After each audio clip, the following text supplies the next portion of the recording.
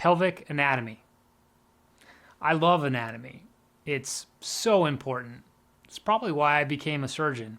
Research shows us that if you understand a little bit about your anatomy, you can strengthen your pelvic floor much more effectively. The other thing I love about anatomy, it's a hands-on course. So get your hands ready for some action. Stretch them out because you're going to be feeling some of the bones and other pelvic structures that are all part of the pelvic floor.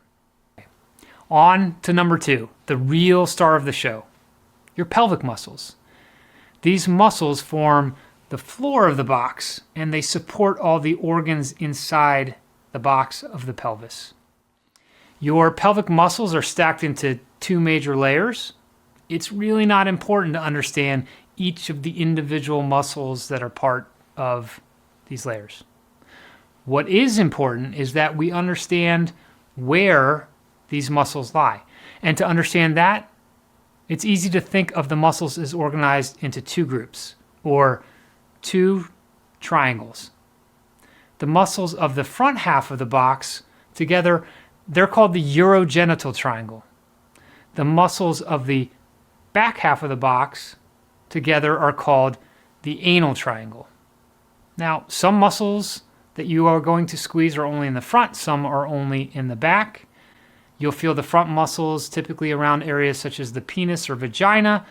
Others in the rear triangle you'll feel around your rectum. And then there are other muscles that span the whole pelvic floor, or both diamonds. But for the purpose of learning to effectively squeeze your pelvic floor, we want to think of the muscles as 2 triangles. The front triangle, the back triangle, that together form a diamond. You've probably heard that core strength is also important, right? Well, your abdominal muscles are critical. One of these muscles actually co-contracts at the same time with the pelvic floor muscles to provide support and stability for your lower back, your pelvis, and your abdomen. And that's why we're introducing you to this muscle group as well. And that's why in H Fitness, we don't just train pelvic muscles, we integrate core strength to help everything function together. There it is, wonderful pelvic floor anatomy. It's amazing how far a little bit of anatomy education can take you.